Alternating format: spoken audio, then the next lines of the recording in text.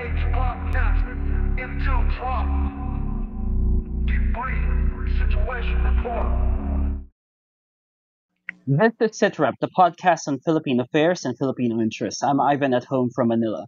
The recent release of the 2025 Philippine General Appropriations Act has caused a great deal of discussion and controversy lately, including intense conversation on spending on social care, infrastructure, and education. A topic we at SITREP feel has been underreported from the 2025 budget, though, is the defense budget, specifically what it means for the much awaited and long delayed AFP modernization program. As the new Trump administration signals both an increased attention to the Philippines, along with their desire for American allies to up their defense spending, and with intensifying Chinese aggression in the West Philippine Sea, we ask, what does this mean for the Philippines, and specifically, what does 2025 look like for Philippine defense? With us to answer these questions for the next hour, along with other various topics, we have with us Pitts Orpiano, the owner of Pitts Defense. Pitts works at a government agency and has in-the-know knowledge on budgetary processes involving Philippine defense and security. Pitts Defense Analysis started as a blog in 2016, providing insights into the procurement of projects for the AFP under its modernization program, and is currently one of the most respected online defense outlets in the country. So, Sir Pitts, welcome to SITREP. Good evening to each and everyone here at Citrep. It's nice to be with you guys. Thank you so much. So, perhaps just a bit of an icebreaker. Perhaps you can tell us about yourself, Sir Pitts, and about Pitts Defense, the outlet that you ran. How did you start this, and what really got you interested into Philippine defense? Why do you feel this type of outlet is necessary? It all started way back 2016.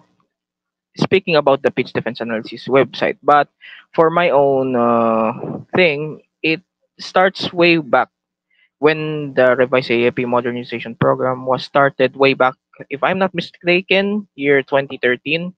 I was just a college student at that time. So I got fascinated about the new military hardwares that the armed forces of the Philippines receives. And we remember during the first part of the century, the armed forces of the Philippines is underarmed. It usually composes of Second World War era military hardware, or in the case of the Philippine Air Force, that will be Vietnam War era military aircraft. So comparing back then and in the present, we have gone so far, and it got me fascinated that I ended up starting a website or a blog in the year 2016. And then what is it? Uh, During that time, in the year 2016, there were some websites that, although they provide information, there were some details that usually did not covered, like the budgetary aspects or some technicalities that needs to be clarified. And it is also in line that we need to spread knowledge for other people to know what how important is modernizing the armed forces of the Philippines, especially now that China is in our doorsteps. And especially now, we need additional budget to make sure that all of the things for the minimum deterrence posture that the forces of the Philippines need is there. The tools are there, the financial resources are there, and of course, for the government to have the necessary tools to defend itself, its national security, the national sovereignty, and the interest of its citizenry. That's all. So how many people is with you running Pitts Defense? Is it still you, a one-man show, or like you have multiple people with you? To be honest with you, this is a one man team, and the one who discussed earlier is actually me. I am just observing you, having an alter ego or such. Hello. Well played, sir. So perhaps before we s- before bef- bef- perhaps before we start, we would be remiss if we didn't ask you, a defense expert, on the ongoing tensions right now in the West Philippine Sea. We're currently still shadowing those Chinese vessels, and they're refusing to leave. Perhaps some general reactions on the situation now. Is it just more of the same, or is it something to be concerned about? To be honest with you, through the years, the the aggressions made by the Chinese Coast Guard and the Chinese Maritime Militia are are a cause of concern, of course. But let us not fret that we should not be normalizing this issue as what we observe, because they what their attempt is, they have this consistency. They are making this normalized, that people are already desensationalized with what's happening. This is nothing new, blah blah. And it also calls for the armed forces and the Philippine Coast Guard to improve its capabilities. So far, the Philippine Coast Guard has plans to acquire additional white hull vessels, starting with that five Philippine Coast Guard cutters, the ones as large as the Teresa Magbanua class, um, multi-role response vessels. Then the rest will be around 35 to 40 meter vessels. And for the Philippine Navy, so far so good. They have pushed through the number of projects slated in 2025, such as additional pair of frigates, or what they call as the frigate acquisition project, full complement. In other words, it doesn't have any FFBNW items on board. So for context, FFBNW stands for fitted for but not with. So in other words, this ship will come with complete armaments on board, and that means there will be no other separate purchase, unlike in the case of the Jose Rizal class, that it has a lot of FBNW items. Perhaps let Right, us and hope that perhaps the perhaps we can take this one at a time, like starting off going to 2025. What's the overarching theme that you see with the objectives of the AFP modernization? What's the AFP actively trying to do this year compared to, say, previous years?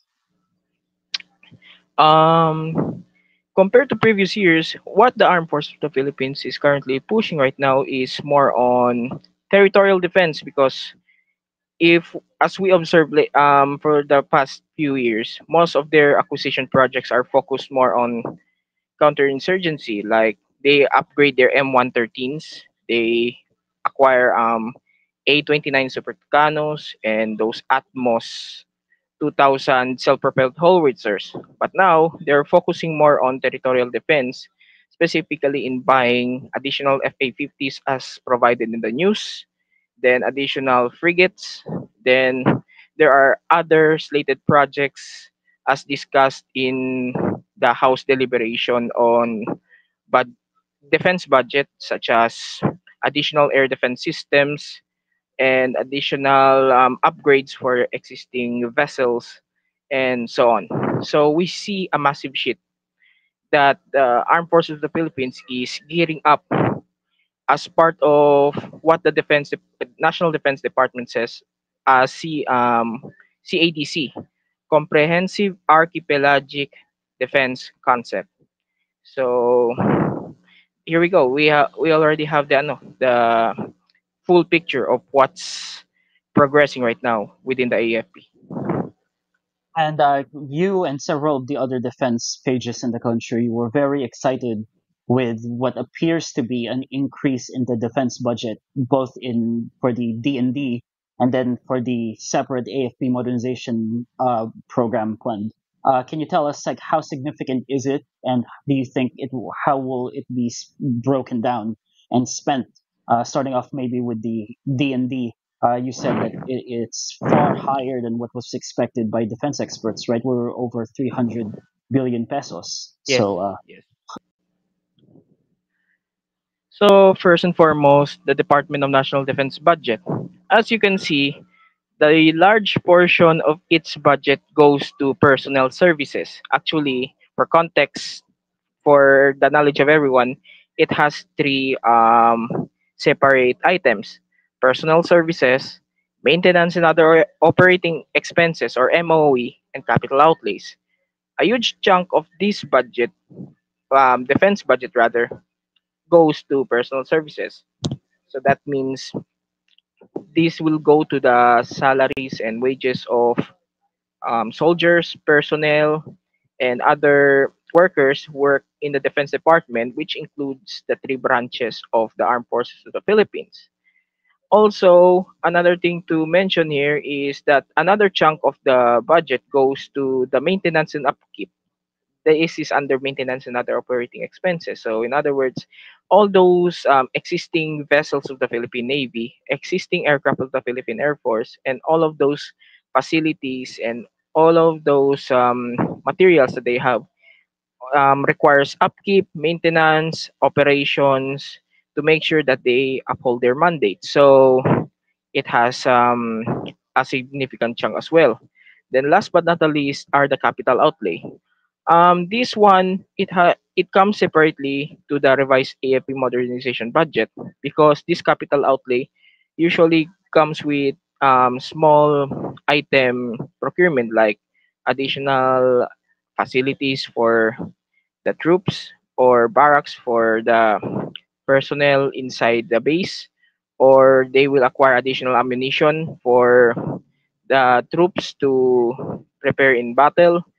And as recently discussed, the additional 829 Super Tucanos that the Philippine Air Force purchased actually came from this fund, the capital outlays. So therefore, there is also an essence that they will no longer rely 100% to the revised AFP modernization program to fund its budgets. And let us hope that it will go to that trend in the succeeding years that the Armed Forces of the Philippines will fund its key modernization projects, or let us say additional military hardware through this approach rather than relying fully to the revised AFP modernization program, especially now that the revised Ray Horizon 3 phase will only come from last year, 2024, up to 2034. So that's 10 year span as discussed by key defense outlets. So That's all. going into the AFP modernization budget itself, we're looking at 75 billion pesos, and perhaps you can explain, its breakdown between the appropriated and the unappropriated funds, and how that will affect what will be spent and when it can be spent. So the revised AFP modernization program, currently in the general 2025 General Appropriations Act, it's at around 35 billion pesos. So this program appropriations of 35 billion pesos, it is a guarantee that it will be funded, for example, to the current projects slated under multi-year contracting agreement or MYCA, or the projects that are already ongoing, such as the OPVs, offshore patrol vessels, and the frigates or the corvette acquisition project of the Philippine Navy, or as well as the upcoming ones, such as the FA-50s, additional squadron of FA-50s of the Philippine Air Force, and the ones discussed like the cybersecurity plans and programs of the armed forces of the Philippines, especially now that they are targeted by cyber attacks from foreign actors or domestic actors, like whatever entity that breaches their system.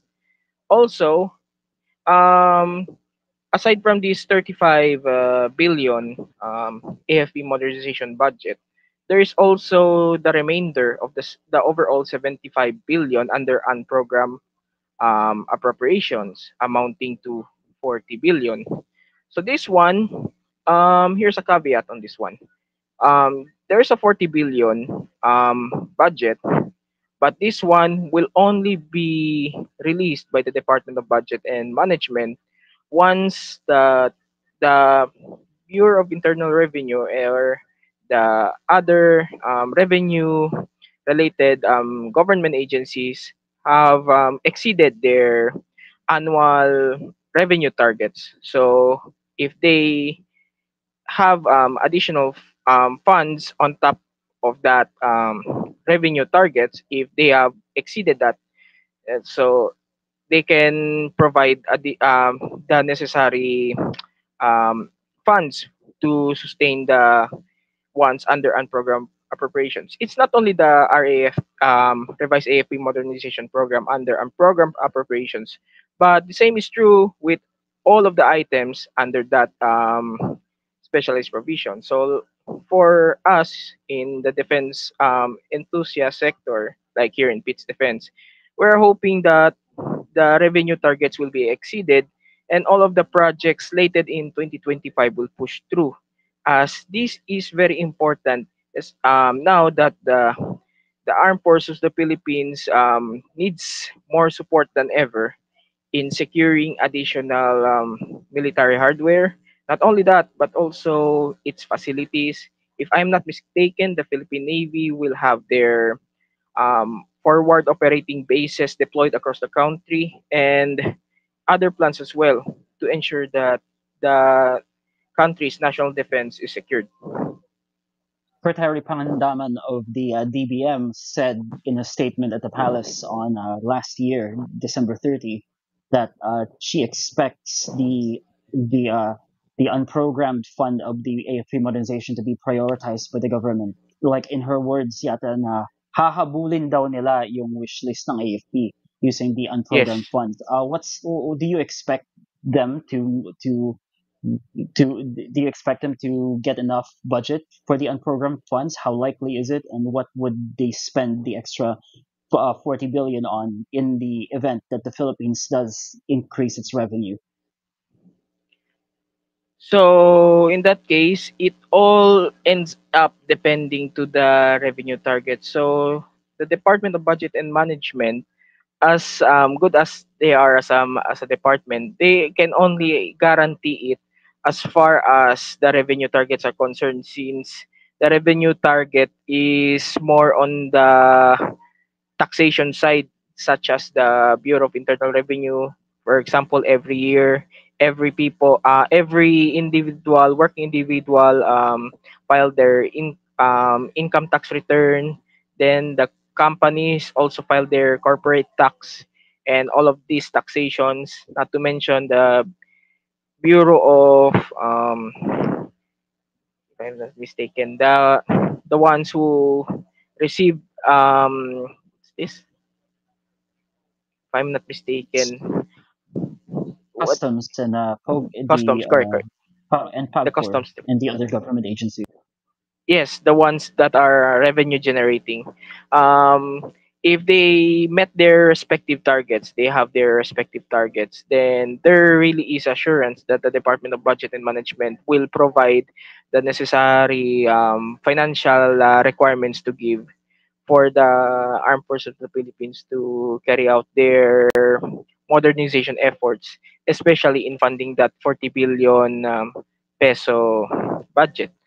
Now let us proceed to the second question. Second part of the question you asked is what are the projects that will run for these unprogrammed appropriations. So a picture for this have already discussed in the highlights of the House deliberation last year.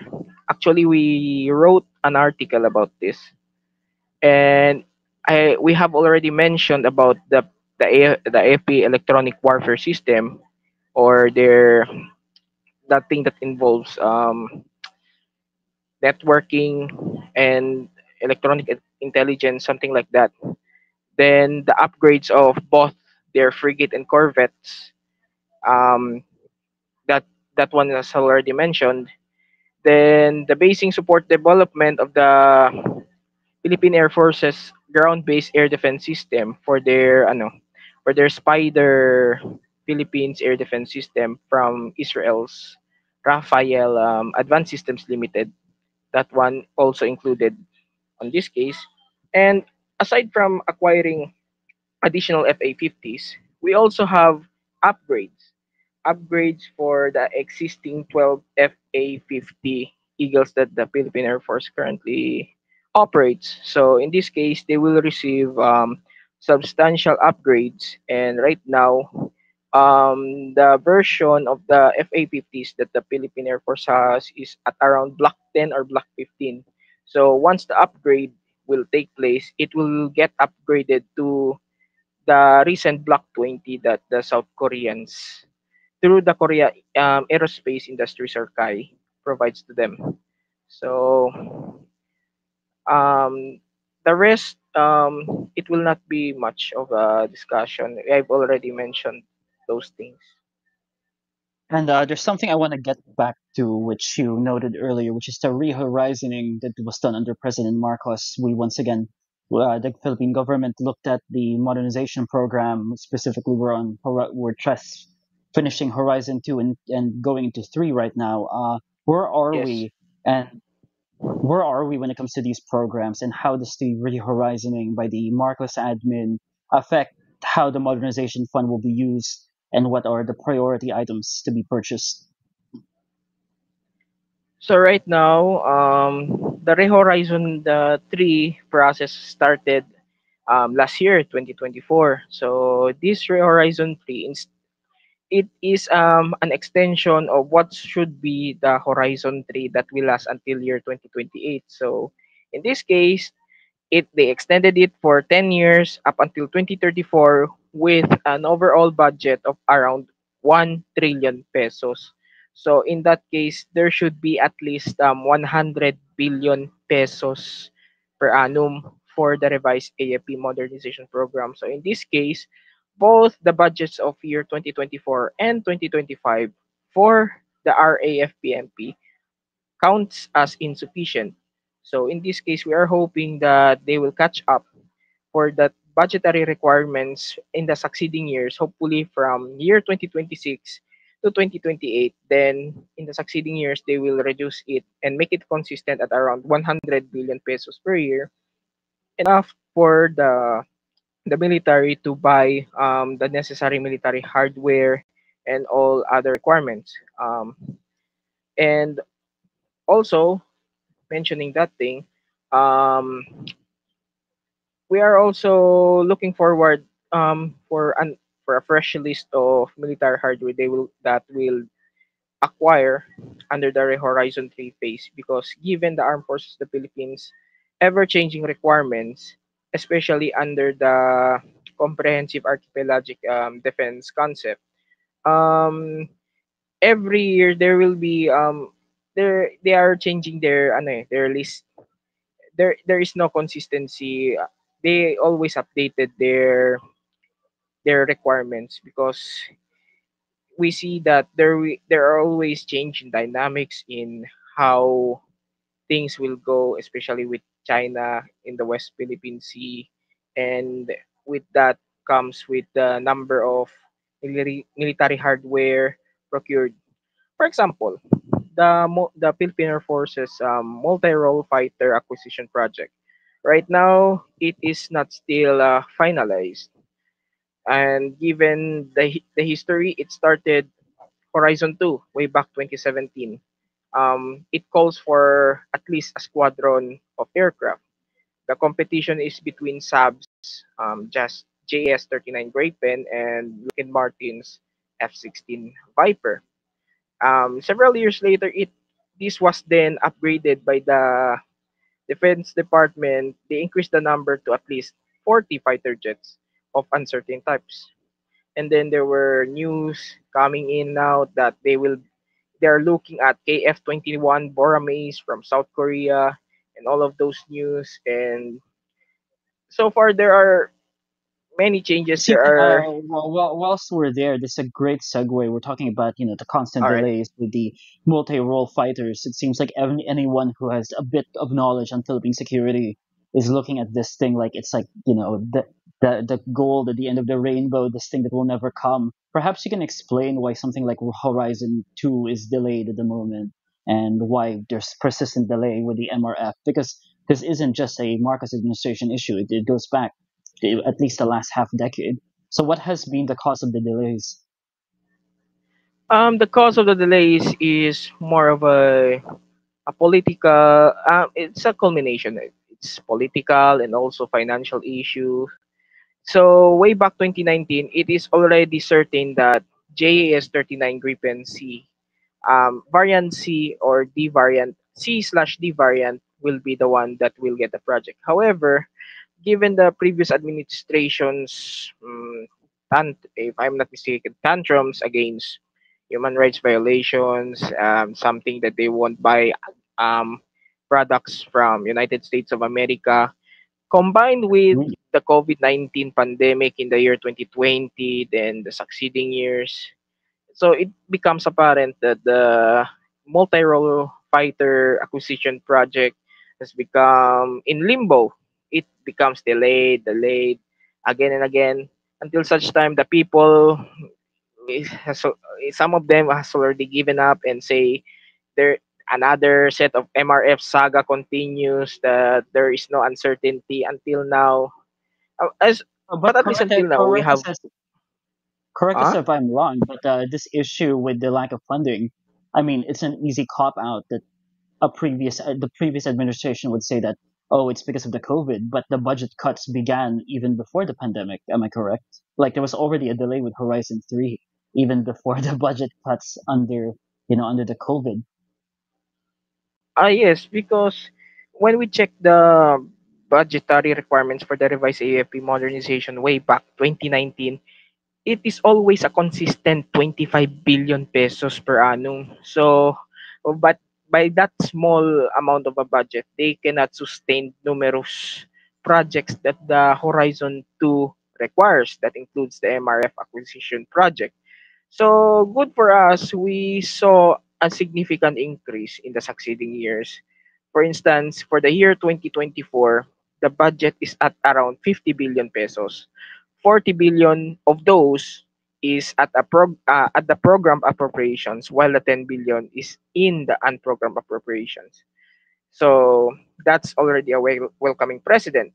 Now, in this year, 2025, we saw once again a significant increase, albeit some caveats again, as mentioned earlier, because the revised AFP modernization program budget has decreased from 40 billion in 2024 down to 35 billion in 2025. However, the overall increase attributed to the unprogrammed appropriations, which increased from 10 billion in year 2024 up to 40 billion pesos in 2025, with the current year budget amounting to 75 billion. Perhaps that's a great way to segue into some of the big budget items that you noted, which we expect to be adding to the AFP this year. We'll start off with the collection of frigates and offshore patrol vessels. Perhaps you can repeat to the listeners what we're expecting, and then you can explain why this procurement of new frigates and OPVs is how does that affects our dynamics in the West Philippine Sea and helps in Philippine defense. So right now, the the Philippine Navy comes with the shortage with the number of vessels at sea. Currently, it composes of 206 Rizal class frigates, a single BRP Conrado Yap, the PS-30 Pohang class corvette. Then it has three offshore patrol vessels, or some people say it is a patrol frigate, the Del Pilar class, or what we call as the former Hamilton class cutters of the United States Coast Guard. Then there's also the three Jacinto class patrol vessels, which are formerly Peacock patrol vessels from Great Britain. So with that limited number of vessels that the Philippine Navy currently has, the additional two frigates and six offshore patrol vessels will help provide the significant boost in the number of fleets of ships in its fleet, and there will also be an expansion of the numbers in which we hope will provide additional coverage at sea. So earlier this afternoon, I read some entries from the Philippine Navy, or this article from Philippine News Agency, that the Philippine Navy enhances its maritime security with surface action groups. So previously, they usually done their patrols in the West Philippine Sea through a single vessel. Like for example, they deploy a single BRP Antonio Luna frigate in the West Philippine Sea. Then on the next day, they will deploy another single vessel, let's say a Del Pilar class, something like that. Now they have increased. They changed their strategy now with surface action groups. So they will deploy at least two vessels, three vessels, um, something like that, that will be deployed in the West Philippine Sea. But in our case, we do believe that the Philippine Navy deserves to have more vessels. For example, the Miguel Malvar class frigates that the Philippine Navy will receive from South Korea.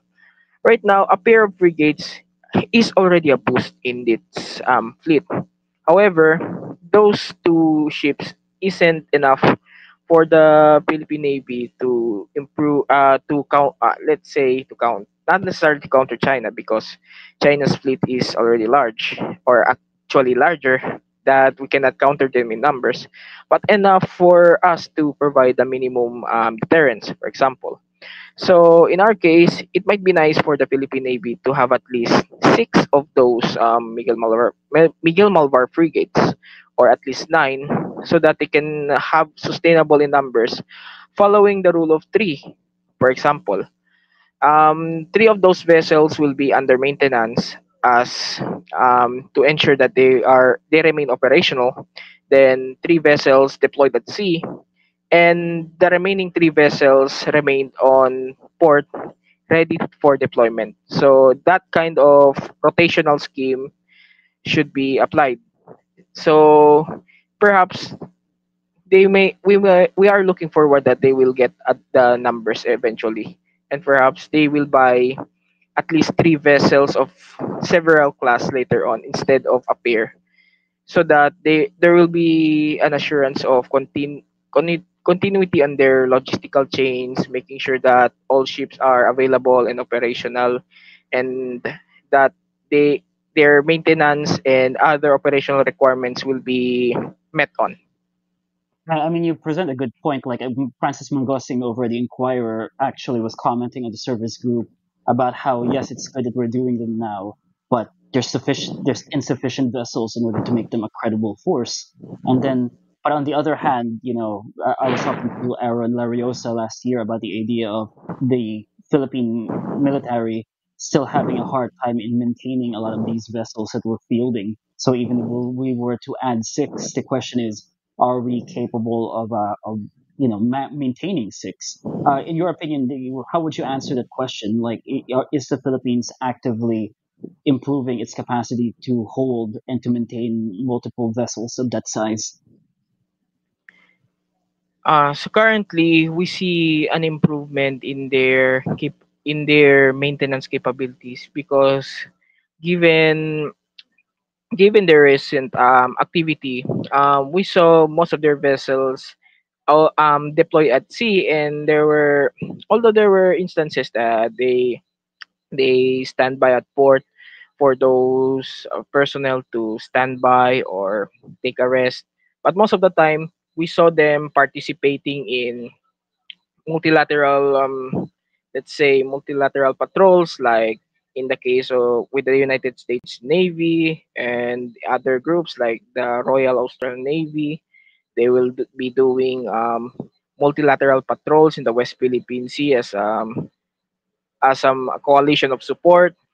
Then we also see that these ships will be deployed somewhere else that requires attention as well. So we are looking forward that the Philippine Navy, with the increased number of vessels, will also have the sustainability in mind, and we believe that they already have this in mind, especially now that they have plans to expand their naval operating bases across the country. So far, currently, the Philippine Navy has one naval operating base in Subic, the one that they have dry docks for maintenance, and this one comes as a lease from this former Hanjin shipyard that is now Hmm. under Cerberus, I think.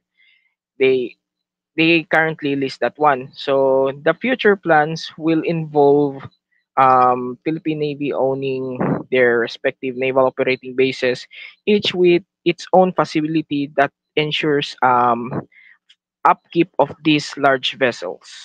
Looking Would forward. this be in Subic, or in Cavite? That currently they have one in Subic. Although they have plans to build one, I think in what's this SBMA in Subic. Then the one in Cavite right now, perhaps they eventually I will not be we will it will not be surprising if they will have another naval operating base there. But most of their plans are pointing either in Cebu or in Cagayan de Oro in the south. So they will have at Theme of least the Yeah, two sticking to the more. theme of nautical stuff. I don't know if you've got any information on the Philippine Coast Guard, because whilst not part of the AFP proper, it still plays an Yes. important role in defense and in maintaining Philippine presence in the WPS. I know from the conversations I was hearing last year that the Coast Guard intends to go in a buying spree within the next few years with stuff from France and Japan. Do you got any information Yes. on that and what we're looking at in 2025? So far, those plans are already in action, although only few details came in. For example, that single 60-meter vessel, most likely it will come from Australia's Austal. I think there are no finalities yet. What is fully certain right now is the acquisition of five large vessels equated to the BRP Teresa Magbanwa, which will come from Japan. So overall, there will be at least seven Teresa Magbanwa class multi-role response vessels in the succeeding years. And another likely certain thing for the Philippine Coast Guard is that they're buying these smaller 30 to 40 meter vessels.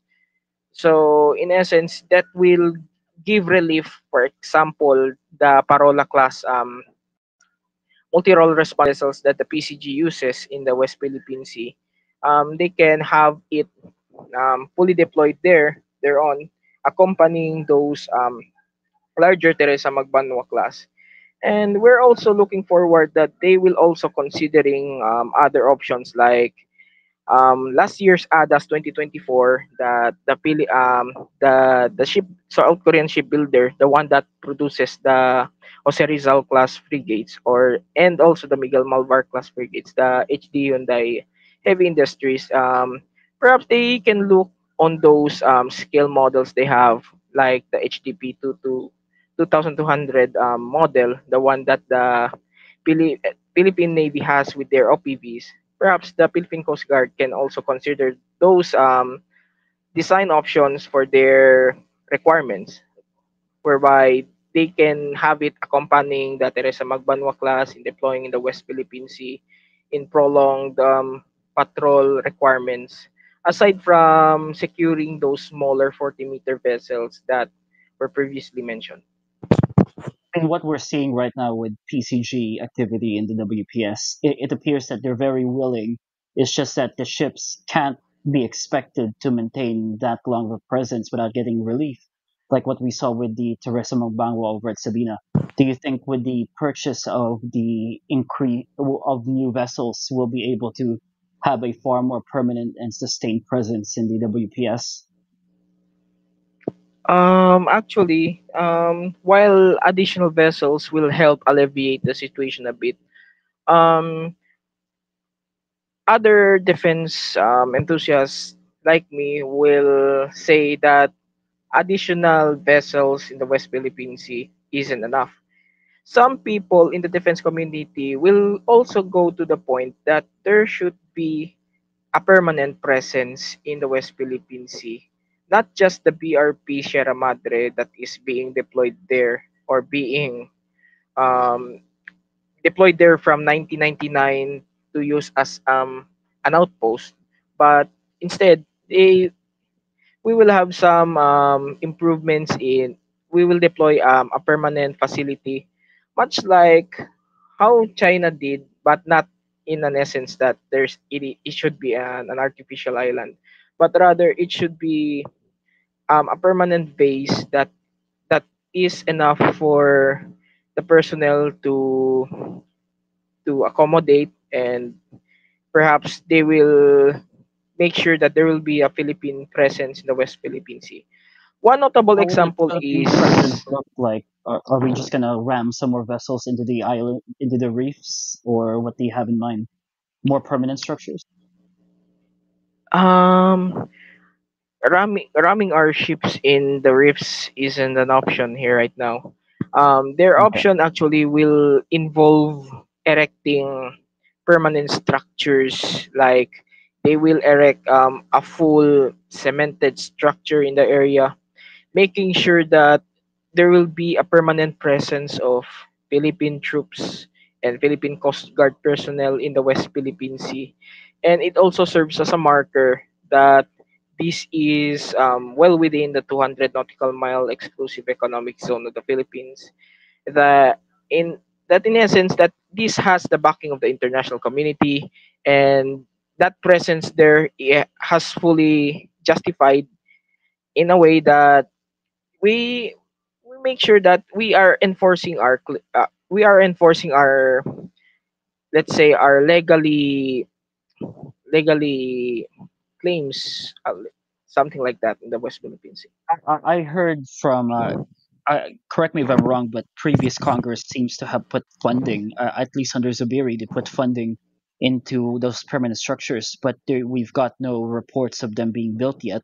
And then it gets to the question of how will we be able to build such a thing in the event, we plan to do so, because I don't think the Chinese are allowing anyone to get into certain areas at the moment. So how would that be with American assistance? How do you see that playing out?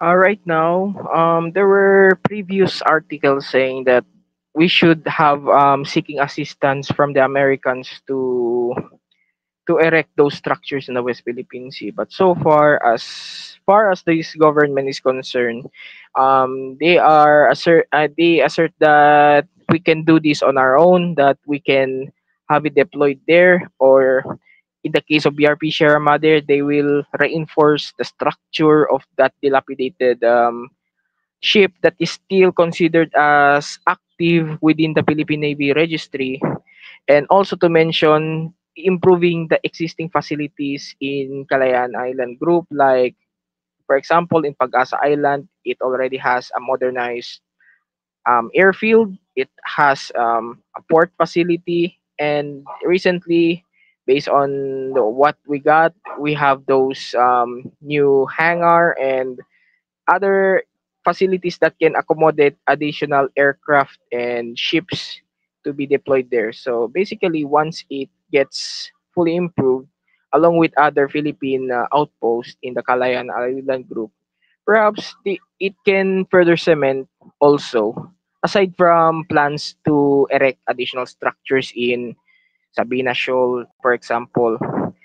Perhaps this one will help further cement and to make sure that the Philippines has the upper hand in the West Philippine Sea.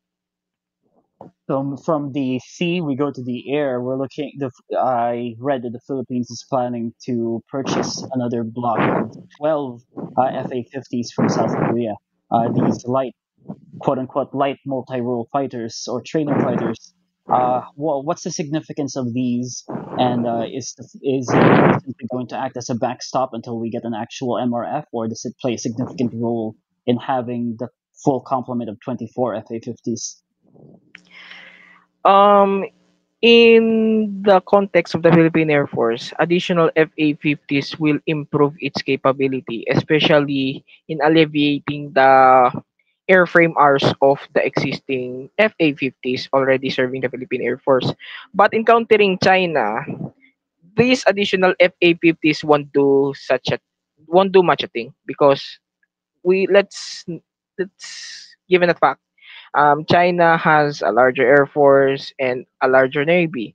So whatever upgrades that the Philippines have will won't do too much for China. But given the pace that the Philippines armed forces is currently pushing, perhaps that minimum credible deterrence will give much more or less a headache for China, that they will reconsider their plans and actions, and that will give them um, deterrence for them to think twice whether what to do with the Philippines in an event of a conflict. Especially they have Taiwan at their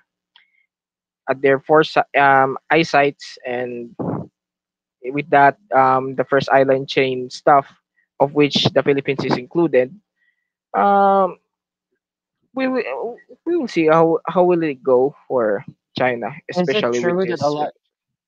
Is it true that some Yes. of the F-50s we purchased under the Aquino administration isn't currently operational because of material and funding restraints with the Air Force? And I guess that goes into into a next question, which is we talk about purchasing more jets and we talk about purchasing more multi-role fighters, but are we capable of maintaining such a fleet when the current fleet of 12, I mean, you yourself said it's going under some strain, and there's questions on whether we can maintain the existing fleet. There was discussion from previous administration way back years ago that there are lesser FA-50s operational.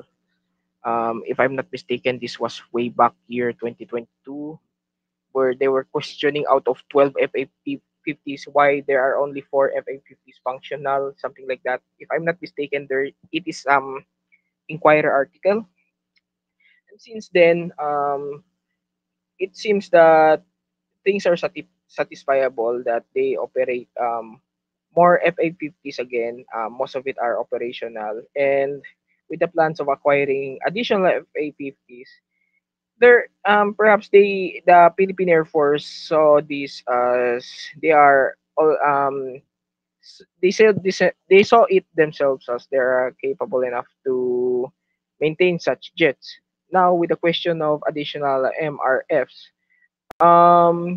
given the circumstances, if I'm not mistaken, there is some required approvals. For example, the F-16, it requires US approval before it will guarantee a sale, foreign military sales, if I am not mistaken. For that matter, they saw through the local JUSMAG, for example, they are looking for um, what capabilities Philippine Air Force have, or for example, they're looking whether the Philippine Air Force has the capability to maintain those jets. And so far, given that they are offering the F-16 through a DSCA approval way back to the former administration, it is for certain that there is a full confidence that the Philippine Air Force maintains them, and eventually they will have ensured upkeep in the long run. Coupled with the fact that we have EDCA bases here in this country, perhaps there will be US forces giving them a hand in those maintenance process. I know a lot of the conversations going around is also focusing on possibly acquiring more BrahMos missiles and more Typhoon missiles. There's that recent statements from Philippine ambassador to Washington, Pedro Morales. He appears to be negotiating more U.S. basing here, if not actual Philippine purchase of these missiles. How do you see things moving forward in 2025 when it comes to this? Do you expect any significant movements? And what is the Philippines actively looking at when it comes to missile defense? And I guess you can include the Spider system there too, for like anti-air. So let's talk about the Typhoon missile system. Let us we all know that the Philippine Air Force, not Air Force, the Philippine Army expressed interest in buying those US made missile systems, so much so that it makes China uneasy in, for example, its deployment in the Philippines. Outraged. They Uh, were very outraged. yeah, indeed. Given the outrage, the Philippine Army expressed their interest in getting the missile system. However, there are nooks and crannies we need to consider, especially that, like any other American made equipment, it needs to be approved by the US government for sale to the Philippines. And so far, there are no reports of it yet. But given the interest of the Philippine Army, let us hope that we are hoping that those things will push through. And if that pushes through, it will give significant deterrence for the Philippine Army to consider. Not to mention that there are the defense community agrees that there are certain provisions to follow, especially with these MTCR provisions, that those countries that produces missiles only sell military hardware to other countries with a maximum range of 290 kilometers, if I'm not mistaken. So that is another thing to consider for this sale of Typhoon missiles to push through. Now, let us proceed to the BrahMos.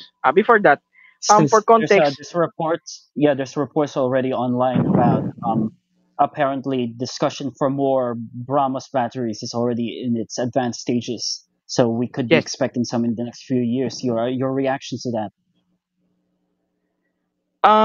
speaking of the BrahMos missiles, the Philippine Marines already already has some BrahMos in its inventory.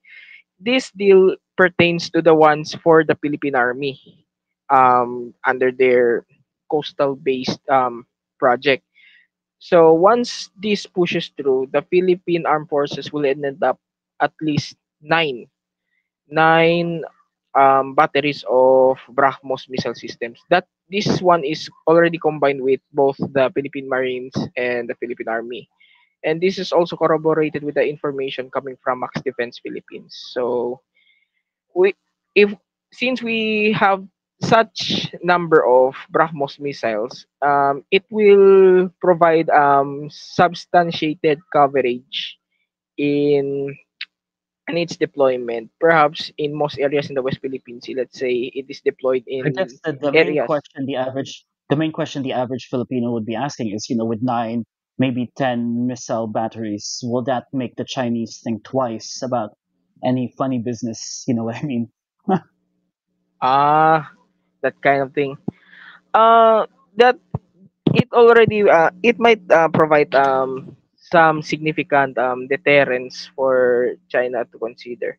However, given their massive armaments, perhaps they will find some other way how to circumvent this one up.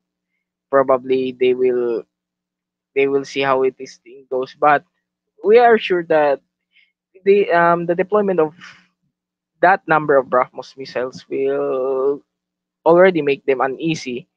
Not to mention, if the Typhoon missiles will push through, that will give them sleepless nights, if I'm not. And then how about miscellaneous anti-air defense? Like, there's talks of more spider batteries, maybe, or what else are you hearing? Most likely for logistical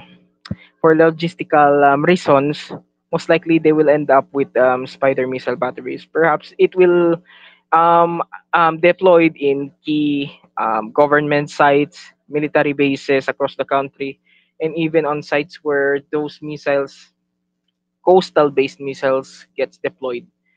So with that kind of systems integration that the armed forces of the Philippines have, that is enough for the Philippines to have its A2AD capabilities. Hmm.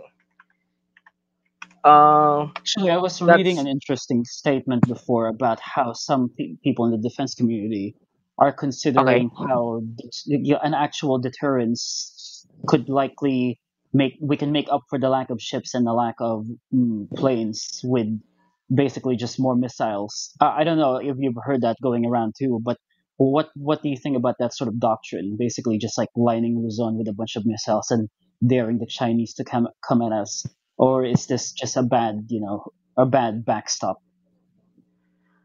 Actually, relying on missiles alone is not a good idea at all. The Oh, reason why we buy warships, aircraft, and all those manned systems, because we are also doing air for example, for the Philippine Air Force, we're doing air intercept, air interdiction purposes, to make sure that it will identify whose target it is, to make sure that if it is an enemy or a friend, and there will be no accidents along the way once they fire a missile, only to turn out it is another allied aircraft coming on the way, um, to reduce the risk. And also for the Philippine Navy, it is also for them to intercept naval vessels at sea, to make sure that it will adhere. And just firing missiles alone, that will escalate in a full blown conflict that both sides uh, I won't figured. get themselves on. Yes, something like that. I, I guess it reflects the state of desperation in the members of the Philippine defense community when they throw out these outlandish things. I heard another thing where, some people are just tired of the constant rounds of MRFs. But so they're like, let's just buy 48 FA-50s and be done with it. Uh, what, what, how about you? Do you feel more optimistic when it comes to the future of the AFP moving forward, or is it just hopeful optimism? Cautiously optimistic. How are you feeling? To measure ourselves, we are in between, optimistic with some cautionary measures to take, down to the most optimistic one there, because given the information we have, there are some information that is not for public consumption, but given the overall atmosphere of the overall situation, the armed forces of the Philippines in their push for modernization program, we can say that there is a hope in the end of the tunnel, and there will be more news coming on its way, coming from this year 2025 all the way onwards. We cannot say for certain which ones will be provided, but in the upcoming months, we can say for sure that there will be more updates that is interesting for our defense enthusiasts to check on, read upon. And if you're accessing our website, we will provide updates from time to time about those things. We will provide additional context as usual, and there are so Being much to very discuss. Yes. Yes, being very aware. Naturally there's things you can't say, but are you basically implying that a lot of the hurdles, political or diplomatic hurdles, such as hesitancy or complacency, is basically no longer there or lesser than it used to be because of a sense of urgency? Is that basically what you're implying? Yes, correct. All right, very good. And I guess like we can close up this interview with the last round of questions. So we would be remiss if we didn't discuss the big orange elephant in the room, which is Okay. your initial reactions perhaps to the current U.S. political climate, and specifically what we're hearing from the Secretary of State right now, Marco Rubio, and now Secretary of Defense, Pete Hegseth. Oh, what are your initial reactions with the change of government in Washington? There is some cautionary things to consider. For example, right now we have the news that the Secretary of State, Marco Rubio, will temporarily suspend all military aid, not necessarily military aid, all U.S. aid to all Yeah. countries for 90 days, pending review from, let's say, the Trump administration itself, to check and consider if it is aligned with their policies at hand. So for the Philippines case, of course, we are affected with this issue, and this one is already expected. So the only thing we can see here is that the Philippines should not be relying too much for from US military aid for that matter. Perhaps it is time for the AFP, or let's say the Congress, they have the power of the purse. Perhaps they should have come to their senses and perhaps start improving, increasing the budget for the national defense, the revised AFP modernization program, keep up with those Horizon 3 objectives, and hopefully we can sustain our own military requirements and not relying to some other country like the US regarding this stuff. The Philippine embassy in Washington doesn't seem to be too concerned that this will affect long-term aid. But you're correct. Do you actually think it will, light the fire under several congressmen to maybe boost this, make people think twice that, this administration is willing to pause aid and we weren't included with Ukraine and Egypt and Israel in the exceptions? Yes, that's right.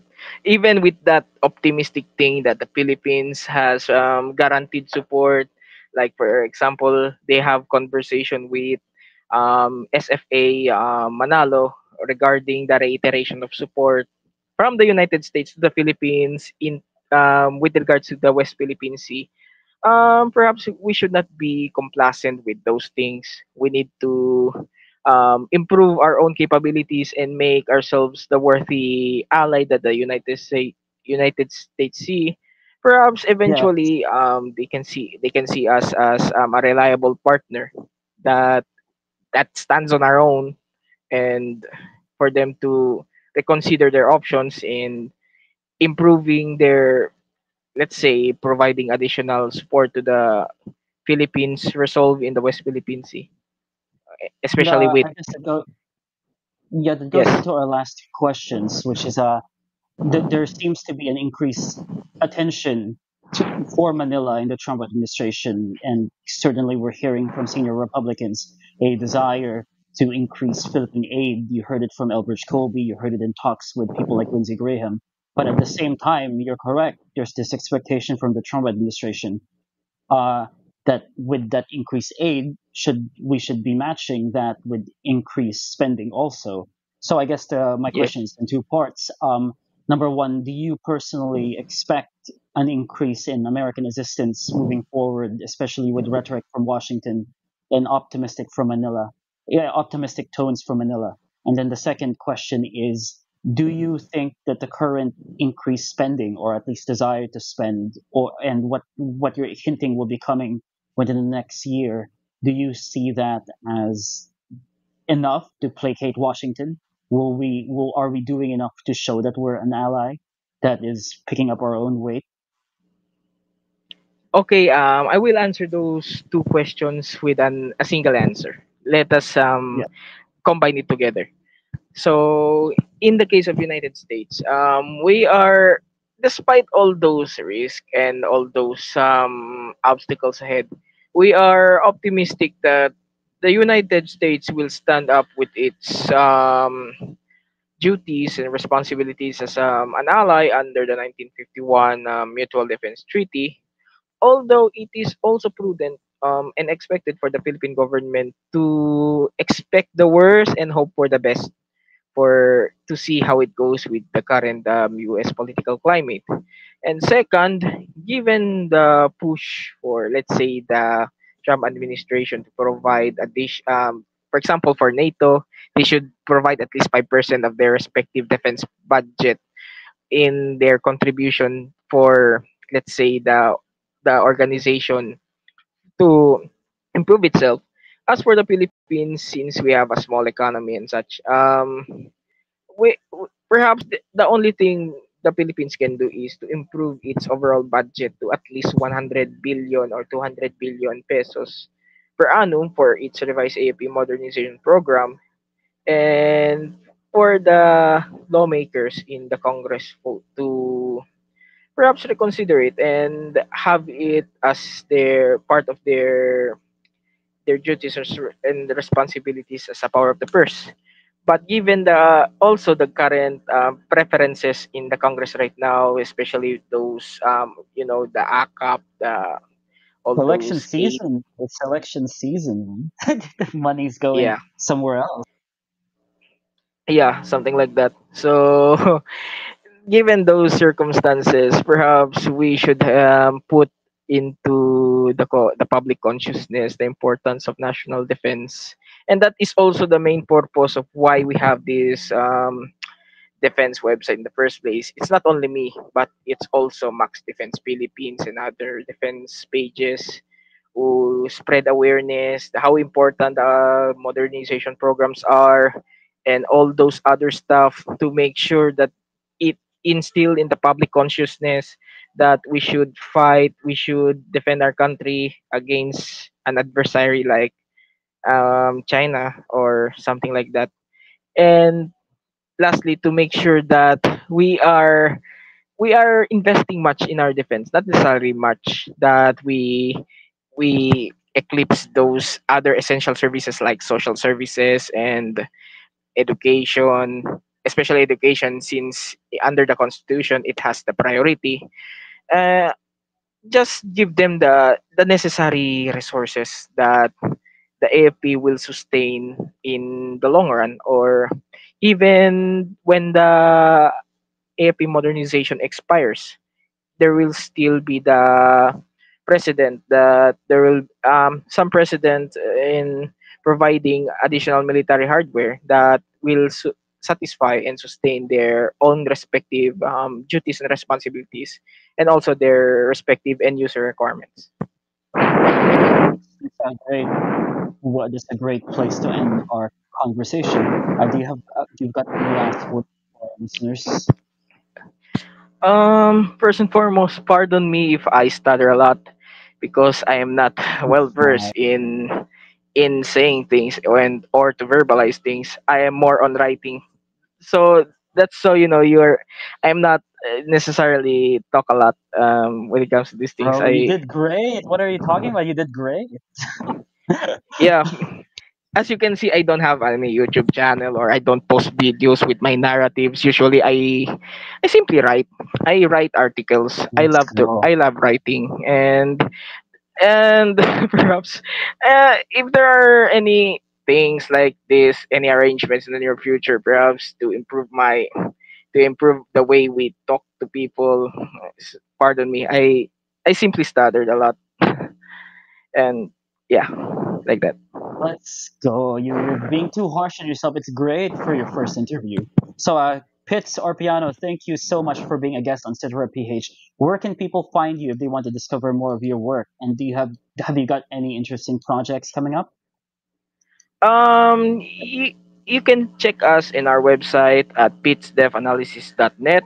We're also available on X at Defense Pits, on Facebook at Pits Def Analysis, and we have currently work in process projects. We cannot tell those things. Just expect them. It will be online. It will get published in the website in the upcoming days or weeks. It depends. It depends on how much time we got for research. Especially, I have other work outside of this space. I work in the government. I have other commitments to do, and we have other things to consider. So just check it out. Check our social media websites and check our main website, pitchdevanalysis.net, and also our update website, updates.pitchdevanalysis.net. That's all. Don't forget to follow his social media handles. They're very interesting. Thank you so much, Sir Pitts. And this has been Citra PH, the podcast on Philippine affairs and Filipino interests. This has been Ivan at home coming to you from Manila. Be sure to follow our social media pages for updates on our upcoming podcast and access to our old episodes. We are at Citra PH on X and on YouTube. And like us on Facebook at facebook.com/Citra PH. Philippines, thank you and good night. Mabuhay.